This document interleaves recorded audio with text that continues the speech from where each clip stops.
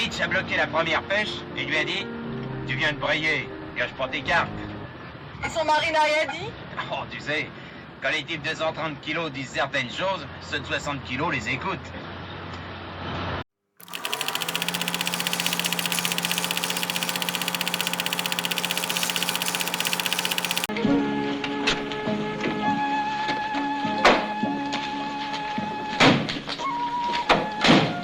Maintenant, dis donc, Charles, si t'as besoin de quelques briques, tu sais que je suis toujours un peu armé, moi. Oh non, j'en suis pas encore là, je suis pas venu pour te bottiner. Quoique la fraîche, elle décore petit à petit, puis si ça continue comme ça, de ces cas, je vais me retrouver sur les jantes.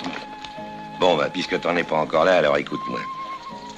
Dis-toi bien que tes petites misères, c'est rien à côté de ce qui t'attend si tu persistes dans tes rêveries. Parce que dans le faute albin, alors là, tu vas la comprendre, ta douleur. Tu vas y laisser ta santé.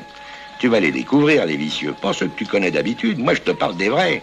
Ceux qui ont les grandes dents. Ils vont te bectarer tout cru, les vilains. Bien, je sais pas pourquoi je te raconte ça, parce que tu seras encristé avant d'avoir touché une petite thune. Tu crois? Oh, c'est un coup sûr. Tu vas en rencontrer un dans le parcours.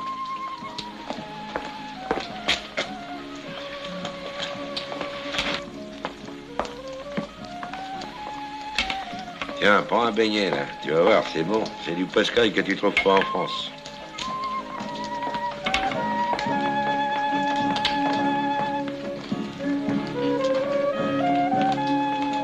Dis donc, il est giron, ton petit sommelier. Ah, bah, si le cœur t'en dit, je peux te le bloquer pour la sieste. Oh non, tu vois, c'est drôle, mais j'ai plus de goût à rien. Ne te laisse donc pas aller, mec. Tu trouveras bien une autre façon d'en retrousser de l'oseille. Crois-moi, c'est un service que je te rends. Oh. Bon, bah, puisque t'as pas l'air de me croire, tu sais combien j'ai fait d'opérations en 30 piges d'exercice? Je sais pas, moi, une dizaine? Non, monsieur, 5. Il y en a 4 qui ont bien tourné, et puis il y a eu la 5e. Ça a pas marché. Ah non, ça n'a pas marché. Et pourtant, je pouvais croire que j'avais tous les atouts en main. Léon le Stéphanois, qui était un vrai Rubens, m'avait gravé un 100 florins plus beau que le vrai. J'avais trouvé le papier en Italie et les encres en Suisse. La bécane, je m'étais mouillé de 7 briques. Je l'avais fait venir de chez Kottenburg à Leipzig.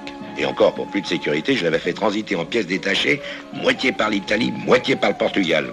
Tu peux pas savoir. Oh, dis donc. Mais attends, c'est pas tout. En 8 heures au chrono, les 2 millions de florins étaient tombés. La bécane démontée, la gravure détruite et tout le papier brûlé. Tout. Bah alors, qu'est-ce qui a pas marché? Eh ben, devine. Ton client qui t'a pas casqué? Non. T'as eu des ennuis avec les perdreaux? Non. Alors là, je vois pas. Le 17 juin 45. Ça te dit rien, ça, toi, le 17 juin 45. Eh ben, le 17 juin 45, la Banque Royale des Pays-Bas a annoncé que la coupure de 100 florins était démonétisée et retirée de la circulation, bloquée en banque. Un van de Madame la Reine Wilhelmine. Ah, je m'en rappellerai de celle-là. À cause d'elle, je me suis farci un feu de cheminée de 1500 millions. Ils avaient le droit de faire ça? Pauvre con. Le droit. Mais dis-toi bien qu'en matière de monnaie, les États ont tous les droits et les particuliers, aucun.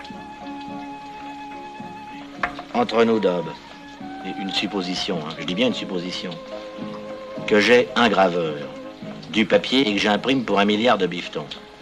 En admettant, c'est toujours une supposition, hein, en admettant qu'on soit 5 sur l'affaire, ça rapporterait net combien à chacun? 20 ans de placard, les bénéfices ça se divise, la réclusion ça s'additionne.